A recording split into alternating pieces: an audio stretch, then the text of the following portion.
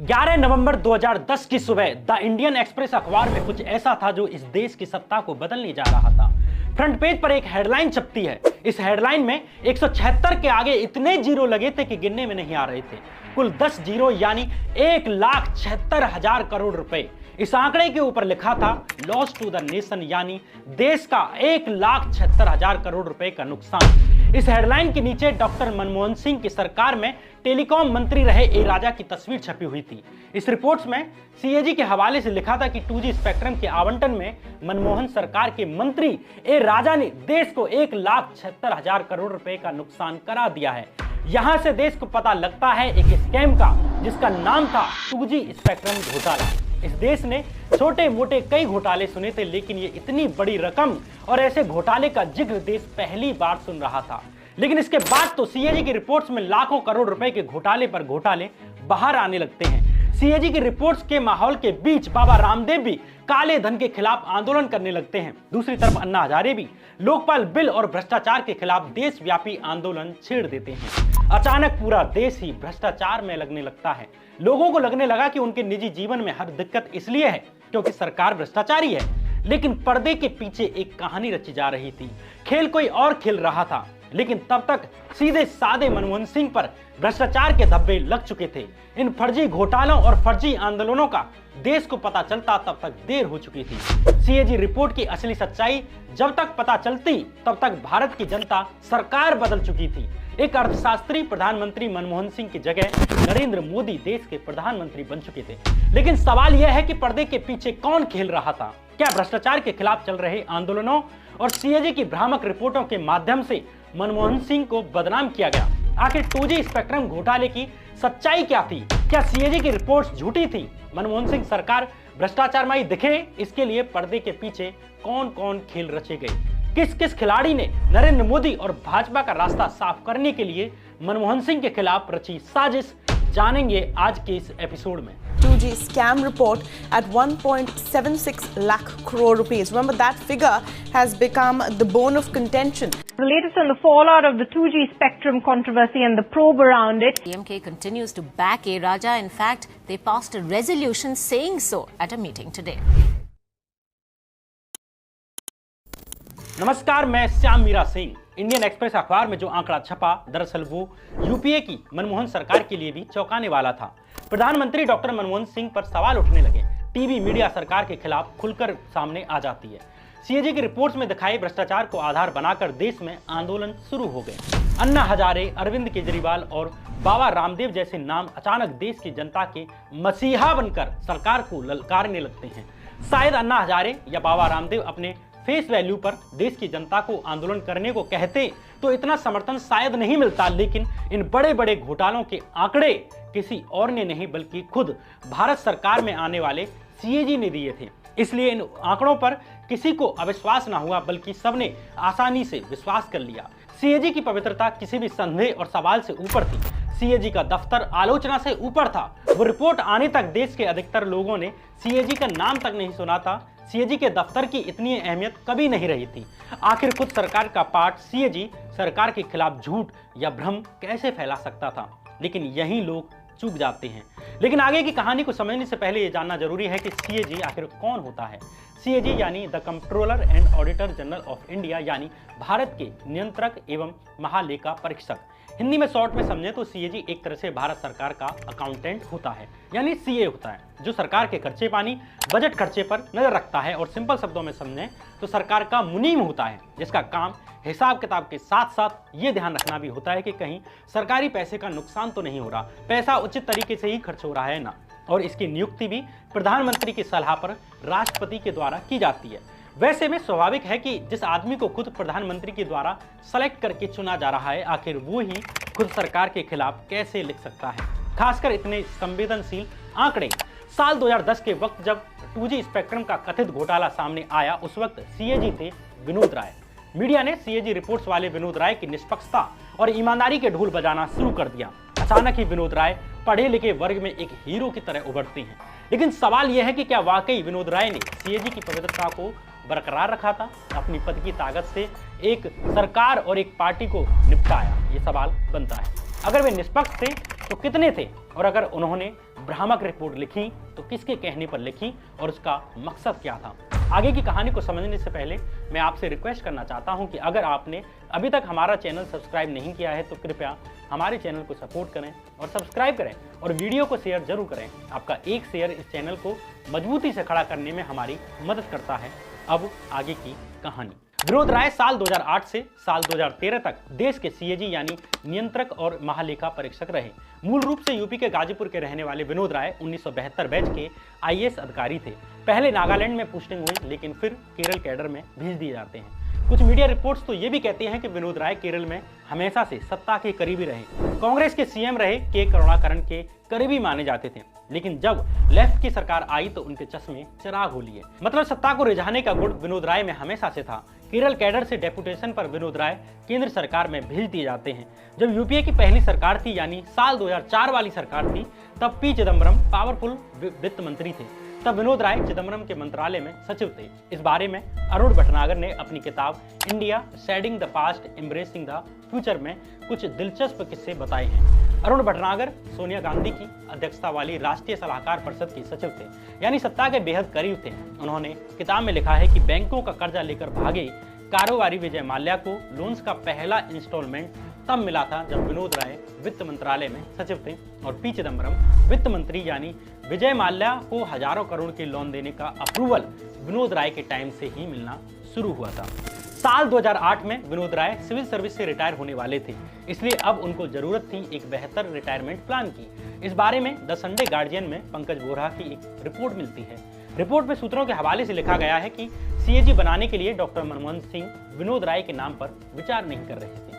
उस वक्त पीएमओ में बड़े अधिकारी पुलोक चटर्जी ने 1972 बैच के ही एक दूसरे आईएएस अधिकारी एमएन प्रसाद का नाम आगे बढ़ाया था। एमएन प्रसाद का सीएजी बनना लगभग तय था, लेकिन इस बीच रिटायरमेंट से ठीक पहले ही विनोद राय ने एक डिनर पार्टी रखी।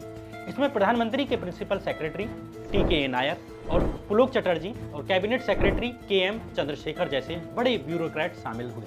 होने को ये एक सामान्य डिनर पार्टी थी, लेकिन इस पार्टी की अलिखित थीम थी विनोद राय का post retirement plan.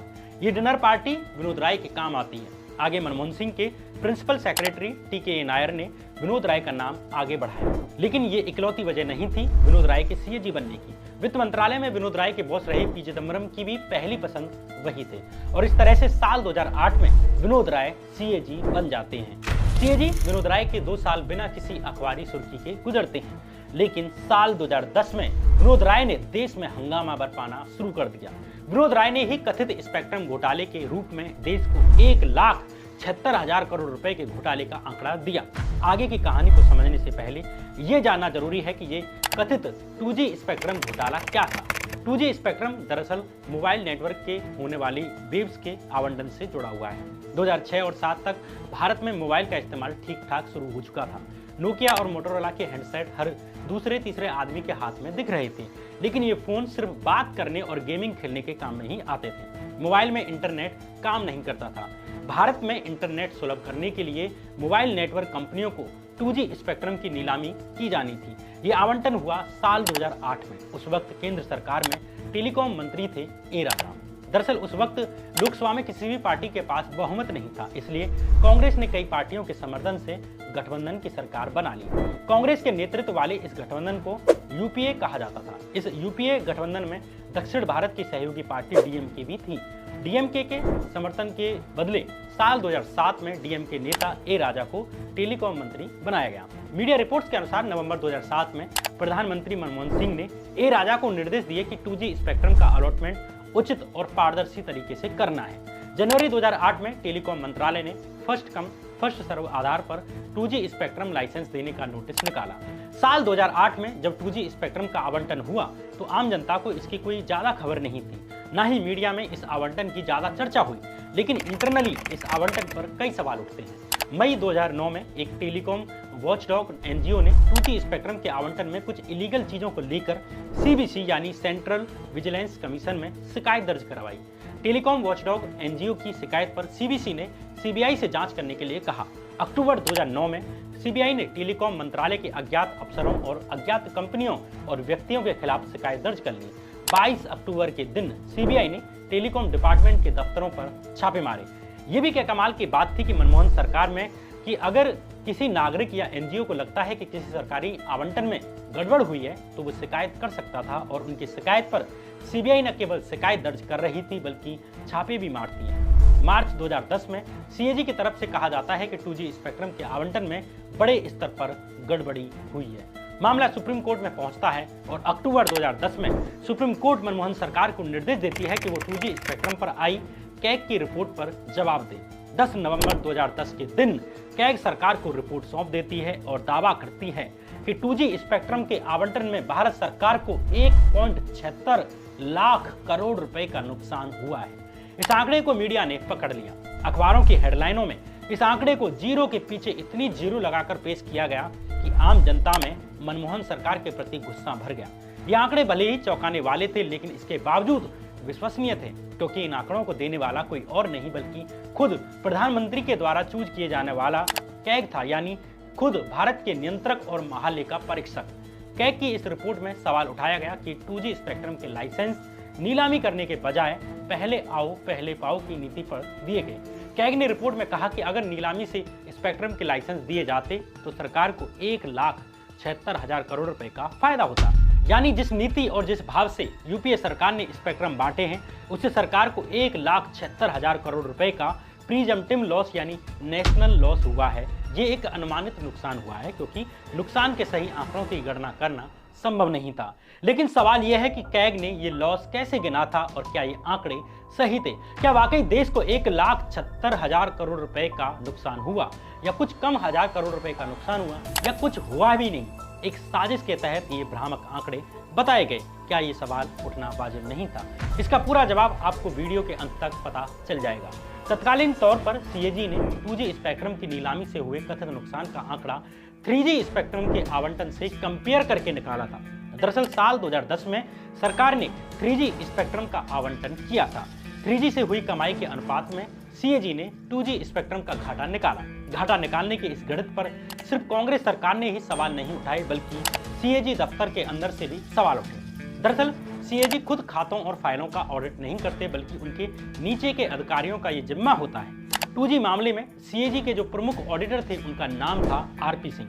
RP Singh audit में डायरेक्टर जनरल थे। आरपी सिंह ने संसद की संयुक्त संसदीय समिति यानी जेपीसी को बताया कि उन्होंने 1,76,000 करोड़ रुपए के नुकसान का आंकड़ा नहीं दिया था।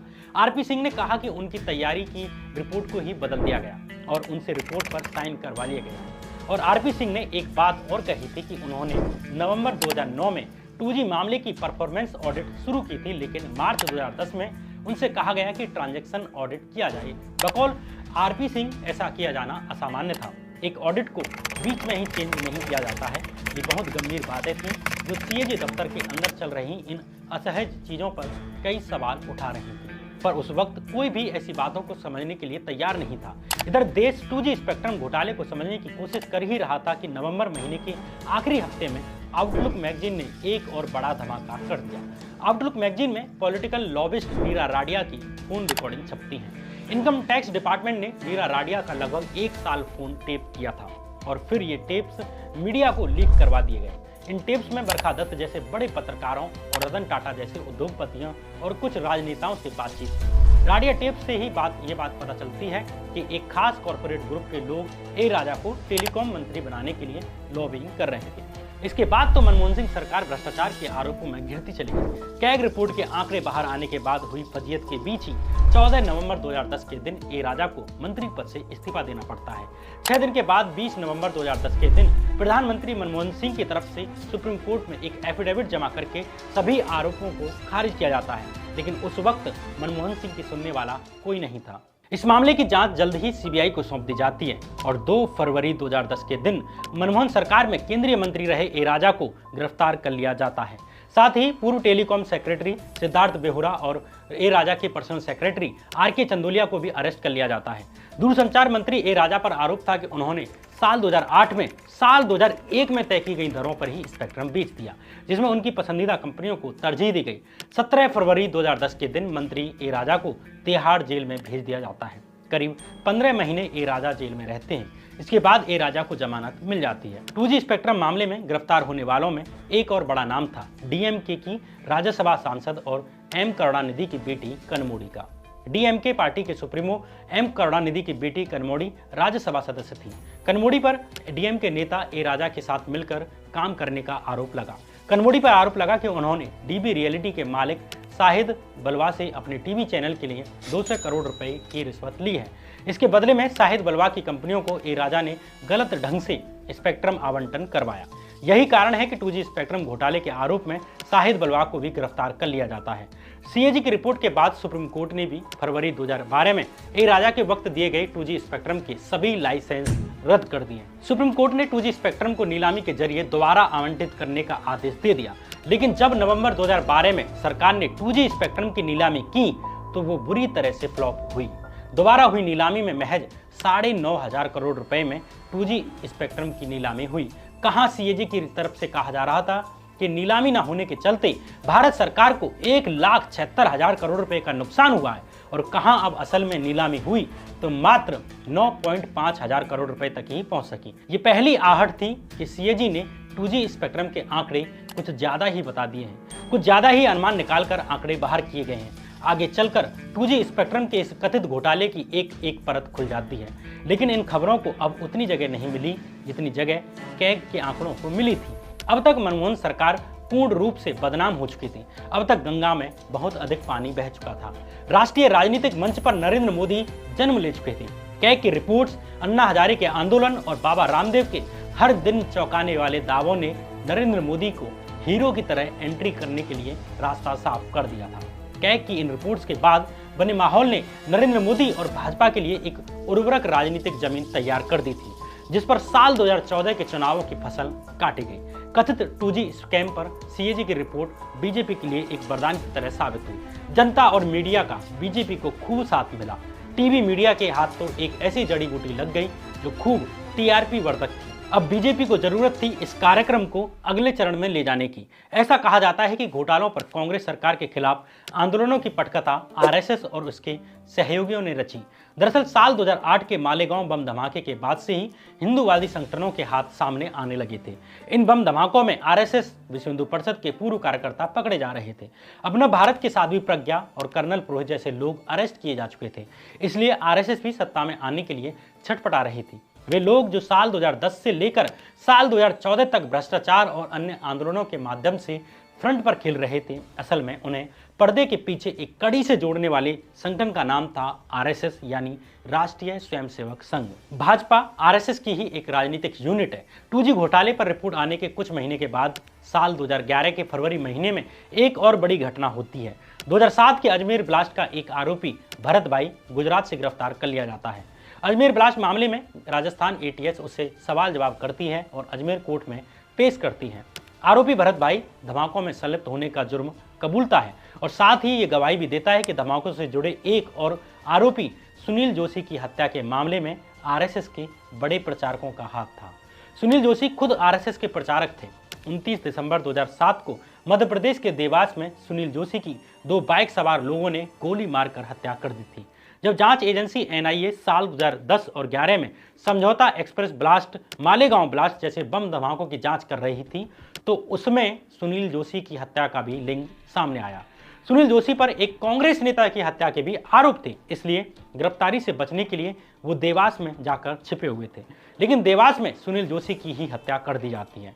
अजमेर कोर्ट में भरत भाई ने बताया कि आरएसएस का एक बड़ा प्रचारक सुनील जोशी की हत्या का मास्टरमाइंड था। हत्या के मामले में एनआईए ने साध्वी प्रज्ञा समेत 8 लोगों के खिलाफ केस दर्ज कर लिया था।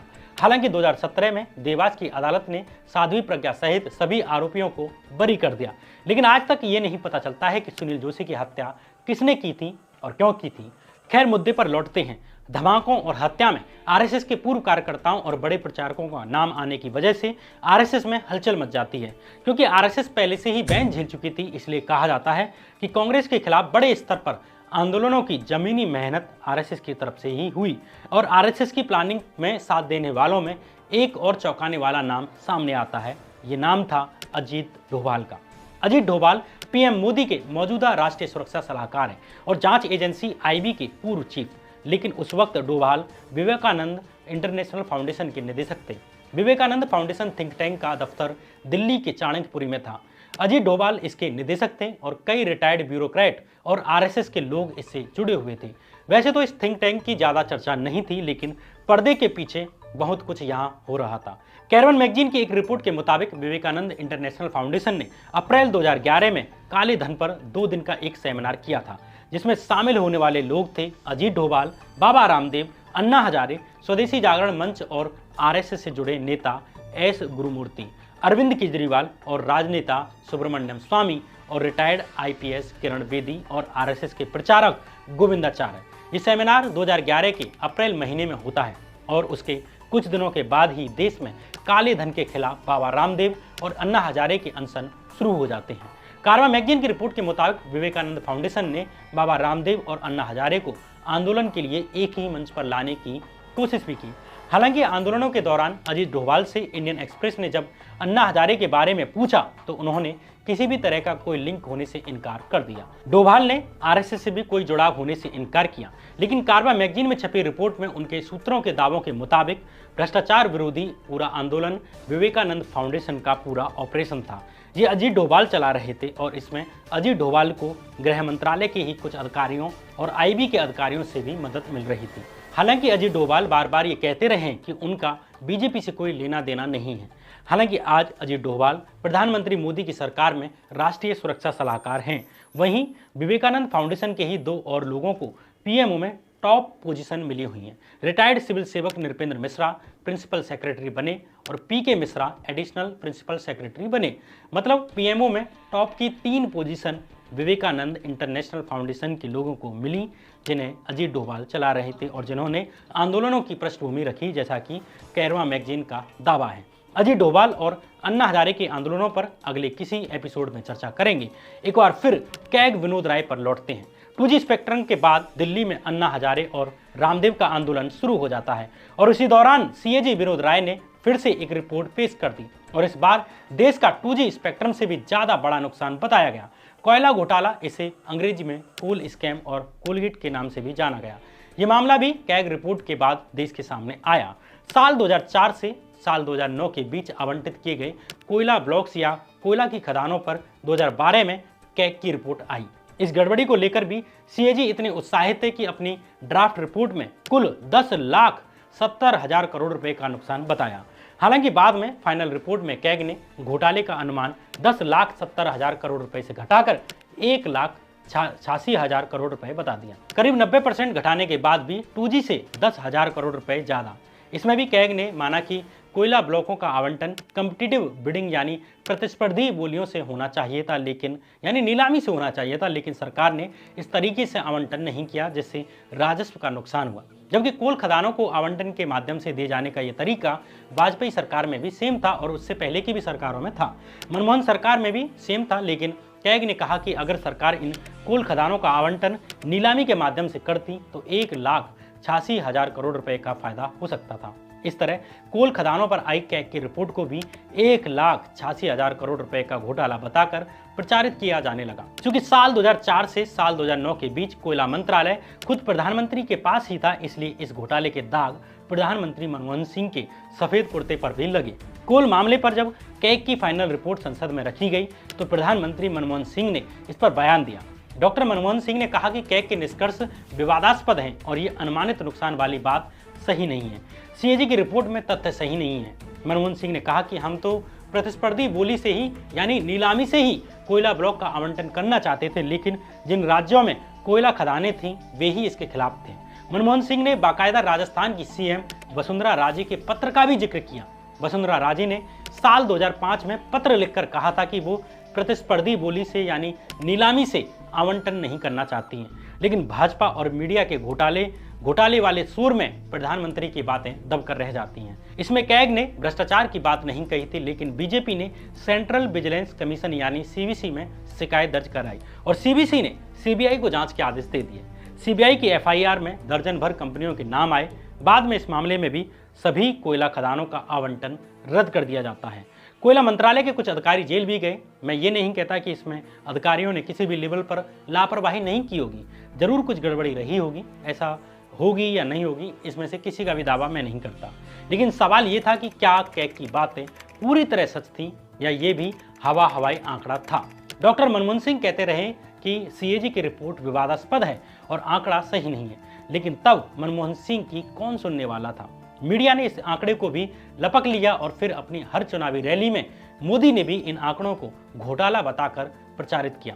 लेकिन सवाल यह है कि डॉक्टर मनमोहन सिंह की बात सही थी या कैग विनोद राय की। जब सुप्रीम कोर्ट ने कोयला ब्लॉकों का आवंटन रद्द कर दिया तो अब नए सिरे से नीलामी होनी थी। इसके लिए मोदी सरकार एक कानून लेकर आई, coal mines special provisions act. मार्च 2015 में सरकार की एक प्रेस रिलीज आई जिसमें बताया गया कि सरकार ने अभी 29 ब्लॉकों का ऑक्शन किया है, यानी नीलामी की है, और कुल कमाई 1,93,000 करोड़ रुपए के पार चली गई है। यानी सीएजी ने भी जो घाटे का अनुमान लगाया था उससे भी ज्यादा कमाई होने जा रही है। इस तरह से 67 कोयला खदानों की नीलामी से 3,35,000 करोड़ रुपए की राज्यों को राजस्व आय का अनुमान लगाया गया। एक तरह से ये आंकड़े न केवल कैग के आंकड़ों को सही ठहरा रहे थे, बल्कि मनमोहन सरकार को भ्रष्टाचारी और नरेंद्र मोदी की नई सरकार को एक ईमानदार सरकार की तरह पेश भी कर रहे थे। लेकिन इस कहानी में बड़ा झोल निकला। बिजनेस स्टैंडर्ड वेबसाइट की एक रिपोर्ट के मुताबिक राज्यों को फरवरी 2016 से जुलाई 2018 तक 3.5 साल में मात्र 5,684 करोड़ रुपए मिल सके। कहां 3 लाख करोड़ रुपए के इतने बड़े आंकड़े और कहां असल में मात्र 5,684 करोड़ रुपए की कमाई।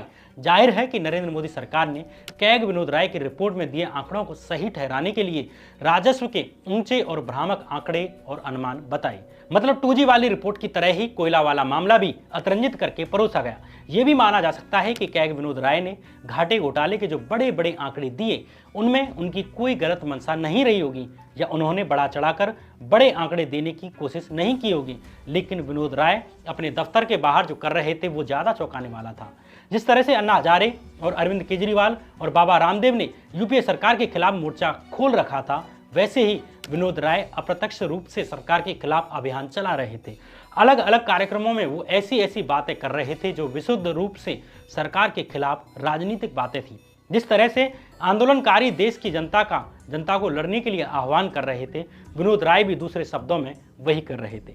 जैसे फरवरी 2013 में मुंबई में मनी लाइफ फाउंडेशन के कार्यक्रम में विनोद राय को बुलाया गया। यहाँ विनोद राय कहते हैं कि 2012 का साल भारत के इतिहास का एक अहम साल साबित होगा। वो साल जिसमें देश के नागरिक आगे आए और मेजॉरिटी के चुप रहने की वर्षों पुरानी धारणा को तोड़ा। विनोद राय ने मिडिल क्लास को आंदोलन के लिए भी ललकारा और कहा कि लोगों का वो वर्ग जो वोट नहीं डालना भी अपनी शान समझता था, वो वर्ग ही अब आंदोलन कर रहा है, एक बड़े मकसद के लिए एकजुट हो रहा है और ये अपनी ताकत का एहसास कर रहा है। उन्हें किस बात ने उकसाया? शायद हर सरकारी दफ्तर में हो रहे भ्रष्टाचार ने। आगे वो कहते हैं कि इतने लोकप्रिय आंदोलनों का प्रशासन को भी आभास नहीं था। वो राजनीतिक रैलियों में पैसे देकर भीड़ जुटाने की आदी थी। कहीं से भी नहीं लगता कि ये भाषण सरकार का ही हिस्सा यानी कैग की तरफ से दिया जा रहा है। इसी तरह फ्रंटलाइन मैगजीन में वरिष्ठ कानूनविद एजी नूरानी भी विनोद राय के द्वारा नेशनल पुलिस एकेडमी में दिए गए एक भाषण का जिक्र करते हैं। ये भाषण विनोद राय ने अक्टूबर 2011 में दिया था। इसमें वो एक एक्टिविस्ट की तरह बात कर रहे हैं, अधिकारियों को राजनीतिक सत्ता के खिलाफ उकसाते हैं। विनोद राय कहते हैं कि गवर्नेंस अपने न्यूनतम स्तर पर है, सिविल सर्वेंट का मोरल डाउन है, सरकार में लोगों का भरोसा अपने निचले स्तर पर है। ये स्थिति देश के लिए नुकसानदायक है और बहुत कुछ दांव पर है और इसे सुधारने का जिम्मा सिविल सर्वेंट्स पर भी है। ये संभवतः पहली बार था कि एक कैग अपने पद पर रहते हुए अपनी ही सरकार के खिलाफ इस तरह का अभियान छेड़ रहा था। यह असामान्य बात नहीं थी। या तो कैग बहुत अधिक निष्पक्ष थे, या कांग्रेस सरकार बहुत भोली वाली, या अति लोकतांत्रिक थी, या कैग विनोद राय किसी बड़ी मंशा की पूर्ति के लिए ऐसे भाषण दे रहे थे। इस तरह के बयान विपक्षी पार्टियों से आते हैं। कैग की तरफ से आने का मतलब उतना समझ नहीं आता। विनोद राय देश ही नहीं, देश के बाहर भी इस तरह की बातें कर रहे थे। हार्वर्ड कैनेडी स्कूल में भी उन्होंने इन्हीं तेवरों वाला एक स्पीच दिया था। साल 2013 में अपने रिटायरमेंट के बाद तो विनोद राय ने धड़ाधड़ इंटरव्यू देने शुरू कर दिए। 2G स्कैम में प्रधानमंत्री मनमोहन सिंह का नाम भी घसीटने लगे। भारत के इतिहास में कोई सीएजी ऐसा नहीं मिलता जिसने इस तरह मीडिया में हर किसी को इंटरव्यू दिए हों। बोफोर्स और सबमरीन घोटालों पर रिपोर्ट के कारण तत्कालीन सीएजी TN चतुर्वेदी की भी खूब चर्चा हुई थी, लेकिन रिटायरमेंट के बाद उन्होंने प्रेस को इंटरव्यू देने से मना कर दिया था। जबकि इस मामले में विनोद राय राजनीति के किसी प्लेयर की भूमिका में दिखते हैं। सितंबर 2014 तक विनोद राय अपनी किताब भी ले आते हैं जिसका नाम था not just an accountant, the diary of the Nations conscience keeper, देश की अंतरात्मा की आवाज बनने वाले की डायरी। इस किताब में विनोद राय ने प्रधानमंत्री मनमोहन सिंह पर भी इल्जाम लगाए। इल्जाम कुछ कांग्रेस नेताओं पर भी लगाए कि उन्होंने मनमोहन सिंह का नाम नहीं लेने की सिफारिश की थी। इसमें उन्होंने कांग्रेस नेता संजय निरुपम का नाम लिखा, लेकिन संजय निरुपम ने विनोद राय पर मानहानि का केस कर दिया। परिणाम स्वरूप अक्टूबर 2021 में विनोद राय ने कोर्ट में संजय निरुपम से माफी मांगी और कहा कि उनसे गलती हो गई है कि डॉक्टर मनमोहन सिंह के मामले में उन्होंने संजय निरुपम का नाम लिया। भले ही विनोद राय ने संजय निरुपम पर गलत आरोप लगाने के लिए माफी मांग ली, लेकिन उनके लगाए आरोप हजारों किलोमीटर तक की दूरी तय कर चुके थे। मनमोहन सिंह की सरकार इतनी बदनाम हुई कि केंद्र में सरकार भी बदल गई। साल 2014 के मई महीने में नरेंद्र मोदी देश के प्रधानमंत्री बन चुके थे। जो होना था वो हो चुका था। साल 2017 का दिसंबर महीना आते आते सीबीआई कोर्ट में 2G स्पेक्ट्रम के फैसले का दिन भी आ गया। 21 दिसंबर 2017 के दिन सीबीआई के स्पेशल कोर्ट ने 2G स्पेक्ट्रम मामले पर अपना फाइनल फैसला सुना दिया।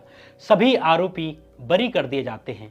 पूर्व टेलीकॉम मिनिस्टर ए राजा और डीएम के नेता कनिमोड़ी भी बरी हुई। स्पेशल सीबीआई जज ओपी सैनी ने फैसला देते हुए कहा कि some people created a scam by artfully arranging a few selected facts and exaggerating things beyond recognition to astronomical levels and huge scam was seen by everyone where there was none। यानी कुछ लोगों ने चालाकी से कुछ चुनिंदा तथ्यों को इधर उधर करके घोटाला दिखाया और इसे बढ़ा चढ़ाकर आसमान जितना बना दिया। सबको लगा कि घोटाला हुआ है, लेकिन घोटाला हुआ ही नहीं था। कहने का मतलब है कि कोर्ट ने इस पूरे घोटाले के आंकड़े को हवाई बता दिया। जो कथित 2G स्पेक्ट्रम घोटाला 1,76,000 करोड़ रुपए का बताया जा रहा था, कोर्ट के हिसाब से वो घोटाला हुआ ही नहीं। सीबीआई जज ने 2G स्पेक्ट्रम पर फैसला सुनाते हुए कहा, मुझे यह कहने में कोई संदेह नहीं है कि अभियोजन पक्ष किसी भी आरोपी के खिलाफ कोई आरोप साबित करने में बुरी तरह असफल रहा है। ये कहते हुए अदालत ने 14 के 14 आरोपी बाइज्जत बरी कर दिए। 2G पर आए फैसले पर तब कांग्रेस के वरिष्ठ नेता रहे कपिल सिब्बल ने कहा कि मेरी जीरो लॉस थ्योरी वाली बात सही साबित हुई। आज मेरी बात साबित हो गई कि कोई भ्रष्टाचार नहीं, कोई लॉस नहीं हुआ था। अगर घोटाला है तो वो झूठ का घोटाला है, विपक्ष और विनोद राय के झूठ का। विनोद राय को देश के सामने माफी मांगनी चाहिए। इसकी वजह से बैंकिंग सेक्टर को नुकसान हुआ और आर्थिक स्थिति में मंदी आई। ये सब बीजेपी की वजह से हुआ। वहीं कोर्ट के फैसले पर पूर्व प्रधानमंत्री मनमोहन सिंह ने कहा कि कोर्ट के फैसले का सम्मान करता हूं, इस फैसले से खुशी हुई, मेरे खिलाफ दुष्प्रचार का जवाब मिल गया है। भले ही सीबीआई कोर्ट ने मनमोहन सिंह के दाग धुल दिए, लेकिन जो बदनामी मनमोहन सिंह की हुई उसने कांग्रेस पार्टी को 2014 के लोकसभा चुनावों में कांग्रेस को खत्म करके रख दिया। वहीं विनोद राय को मोदी सरकार आने के बाद बैंक बोर्ड ब्यूरो का चेयरमैन बना दिया जाता है। इससे पहले विनोद राय को रेलवे के फंक्शनिंग में सुधार के लिए बनाई एक कमेटी में भी लिया गया। विनोद राय अब 75 साल के करीब हो चुके हैं और जब आप वीडियो देखेंगे, अगले सालों में देखेंगे, तब तक और अधिक उम्र के हो चुके होंगे। लेकिन उनके लिए बीजेपी सरकार में नौकरियों की कमी नहीं है। नवंबर 2021 से विनोद राय को यूनिटी स्मॉल फाइनेंस बैंक का इंडिपेंडेंट चेयरमैन बनाया गया। वहीं दूसरी तरफ विनोद राय के द्वारा 2G स्पेक्ट्रम मामले में दिए गए आंकड़ों के कारण इस देश में जितना अपमान डॉक्टर मनमोहन सिंह का हुआ, उतना शायद किसी दूसरे प्रधानमंत्री का नहीं हुआ होगा। डॉक्टर मनमोहन सिंह कम बोलने के लिए जाने जाते थे। जब हर जगह से उन पर बेबुनियाद इल्जाम लग रहे थे, तब भी वो ज़्यादातर चुप्पी ही धारण किए रहे। डॉक्टर मनमोहन सिंह ने एक बार कहा था कि इतिहास उनके साथ न्याय करेगा, और अब समय साबित कर रहा है कि डॉक्टर मनमोहन सिंह बड़ी साजिशों के शिकार हुए। विनोद राय के बेबुनियाद घोटाले वाले आंकड़ों की कीमत कांग्रेस को सत्ता गंवाकर चुकानी पड़ी। बहरहाल ये कहानी फिलहाल यहीं खत्म होती है। अगर आपको ये वीडियो पसंद आई है और आपको हमारी इसमें मेहनत दिख रही है, तो इस चैनल को सब्सक्राइब करना ना भूलें, बेल आइकन को भी दबाना ना भूलें, ताकि आगे भी आपको हमारे चैनल की वीडियो दिखाई दें। आपका एक एक शेयर हमारे चैनल को जीवित रखने में हमें सपोर्ट करता है। तब तक बने रहिए इसी चैनल पर। नमस्कार।